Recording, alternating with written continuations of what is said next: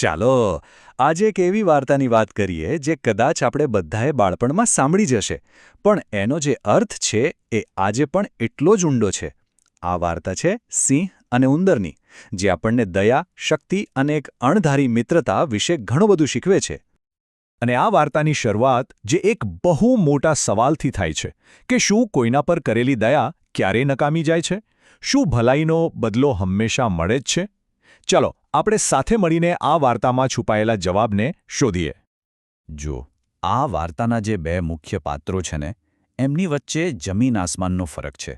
એક તરફ છે જંગલનો રાજા સિંહ, શક્તિ, ગૌરવ અને સત્તાનું જીવતું જાગતું પ્રતીક, અને બીજી તરફ એક સાવ નાનકડો ઉંદર, જે એની સરખામણીમાં એકદમ તુચ્છ લાગે, અને આ જ વિરોધાભાસ આખી વાર્તાનો પાયો છે.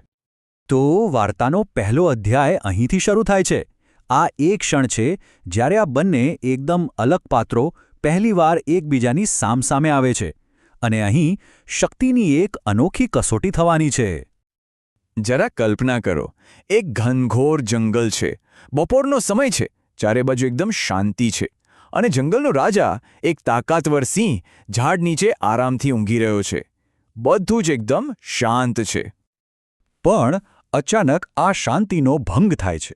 એક નાનકડો ઉંદર પોતાની જ ધૂનમાં સૂતેલા સિંહના શરીર પર ચડી જાય છે અને દોડાદોડ ને કૂદાકૂદ કરવા લાગે છે. બિચારાને એ વાતનો સહેજ પણ અંદાજો નથી કે એની આ નાનકડી રમત કેટલી મોટી મુસીબત લાવી શકે છે. અને જે થવાનું હતું એ જ થયું. સિંહની ઊંઘ તૂટી ગઈ. એ ગુસ્સાથી લાલચોળ થઈને જાગ્યો અને આંખના પલકારામાં જ પેલા ઉંદરને પોતાના મજબૂત પંજામાં પકડી લીધો. બસ હવે ઉંદર માટે તો આ જીવન અને મૃત્યુનો સવાલ હતો. એની જિંદગી સિંહના એક જ નિર્ણય પર આવીને અટકી ગઈ હતી. હવે જુઓ, અહીંયા વાત બહુ રસપ્રદ બને છે. મોત સામે હોવા છતાં ઉંદર હિંમત નથી હારતો. એ કાલાવાલા કરીને માફી માંગે છે અને સાથે એક વચન પણ આપે છે. એક એવું વચન જે તે સમયે સાંભળવામાં સાવ હાસ્યાસ્પદ લાગે: હું પણ કોઈક દિવસ આપના કામમાં આવીશ. અને સિંહની પ્રતિક્રિયા બિલકુલ આપણે ધારી હતી એવી જ. એ જોરથી હસી પડ્યો. એના માટે તો આ વિચાર જ એક મજાક હતો. તું, એક નાનો અમથો ઉંદર, મને, જંગલના રાજાને શું મદદ કરવાનો? હા, એના અહંકારનો અવાજ હતો, એના ઘમંડનો પડઘો હતો. પણ પછી પોતાના અહંકારથી ઉપર ઉઠીને સિંહે કંઈક એવું કર્યું જેની કોઈને અપેક્ષા નહોતી. એણે દયા બતાવી. અહીં દયાનો અર્થ સમજવો બહુ જરૂરી છે. દયા કોઈ મજબૂરી નથી, પણ શક્તિશાળી વ્યક્તિની એક પસંદગી છે. જ્યારે કોઈને નુકસાન પહોંચાડી શકાય એમ હોય છતાં એવું ન કરવાનો નિર્ણય લેવામાં આવે, એ સાચી દયા છે. સિંહે એ જ નિર્ણય લીધો અને ઉંદરને જવા દીધો. તો હવે વાર્તામાં એક નાટકીય વળાંક આવે છે. સમયનું ચક્ર ફરે છે, પરિસ્થિતિઓ એકદમ ઊંધી થઈ જાય છે, અને જે શક્તિનું સમીકરણ હતું એ આખું પલટાઈ જાય છે.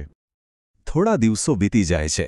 પેલી ઘટના કદાચ ભૂલાઈ પણ ગઈ હશે, પણ વાર્તા હજુ પૂરી નથી થઈ. જંગલમાં એક શિકારી આવે છે અને આખી રમત બદલાઈ જાય છે. શિકારીએ સિંહને પકડવા માટે એક અત્યંત મજબૂત જાળ બિછાવી હતી, અને કમનસીબે જંગલનો રાજા, જે કોઈનાથી ડરતો નહોતો, એ જ આ જાળમાં ફસાઈ જાય છે. જે રાજા આખા જંગલ પર રાજ કરતો હતો, એ હવે પોતે જ એક કેદી બની ગયો હતો. અહીંયા વિરોધાભાસ જુઓ. સિંહ, જે પોતાની તાકાત માટે જાણીતો છે, એ પોતાની પૂરેપૂરી શક્તિ લગાવી દે છે, પણ જાળમાંથી છૂટી શકતો નથી. એની બધી જ શક્તિ અહીં નકામી સાબિત થાય છે. એ સંપૂર્ણપણે લાચાર હતો. હવે સિંહ પાસે બસ એક જ રસ્તો હતો: મદદ માટે પોકાર કરવાનો. એની ગર્જના, જે પહેલાં ડર અને સત્તાનું પ્રતીક હતી, એ હવે લાચારી અને મદદ માટેની ચીઝ બનીને આખા જંગલમાં ગુંજી રહી હતી. અને હવે આવે છે વાર્તાનો સૌથી મહત્વનો અને નિર્ણાયક ભાગ, જ્યાં એક નાનકડું વચન અને એક મોટું ઋણ ચૂકવવાનો સમય આવી ગયો છે. દૂર પેલો નાનકડો ઉંદર સિંહની ગર્જના સાંભળે છે, અને એ તરત જ ઓળખી જાય છે કે આ કોઈ મુશ્કેલીમાં ફસાયેલા મિત્રનો અવાજ છે. એ પેલો ઉપકાર ભૂલ્યો નહોતો જે સિંહે એના પર કર્યો હતો. ઉંદર પોતાનો જીવ બચાવીને ઘટના સ્થળે પહોંચે છે અને જુએ છે કે સમસ્યા તો બહુ ગંભીર છે. જાળ એટલી મજબૂત હતી કે સિંહ જેવો તાકાતવર જીવ પણ એને તોડી શક્યો નહોતો. પણ ઉંદર પાસે એક એવી શક્તિ હતી જે સિંહ પાસે નહોતી. એના નાના પણ એકદમ ધારદાર દાંત. બસ એણે એક ક્ષણ પણ બગાડ્યા વગર પોતાના દાંતથી ઝાડના દોરા કાપવાનું શરૂ કરી દીધું. ધીમે ધીમે એક પછી એક દોરો કાપીને તેણે આખી ઝાડ કોતરી નાખી અને સિંહને આઝાદ કર્યો. આઝાદ થયેલા સિંહના શબ્દોમાં હવે ઘમંડ નહોતો, પણ આભાર અને સન્માનનો ભાવ હતો.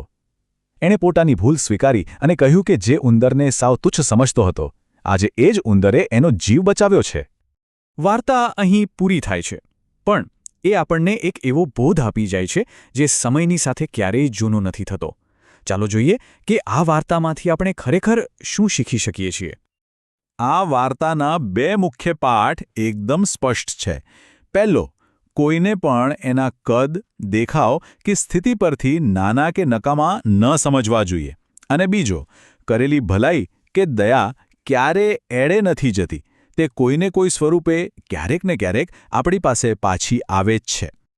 આખરે આખી વાર્તાનો સાર એ જ છે કે સાચી શક્તિ ફક્ત શારીરિક બળમાં જ નથી હોતી. બુદ્ધિ, હિંમત, કૃતજ્ઞતા અને દયા જેવા ગુણો પણ શક્તિના જ અલગ અલગ સ્વરૂપો છે. અને સાચી કિંમત કોઈ વ્યક્તિના કદથી નહીં, પણ એના કાર્યો અને ચારિત્ર્યથી નક્કી થાય છે. તો ચાલો આ વાતને એક સવાલ સાથે પૂરી કરીએ. આપણા જીવનમાં એવી કઈ બાબત છે જે દેખાવમાં સાવ નાની કે સામાન્ય લાગે છે, પણ વાસ્તવમાં એમાં જ સૌથી મોટી શક્તિ છુપાયેલી હોય છે? આના પર જરૂરથી વિચાર કરજો.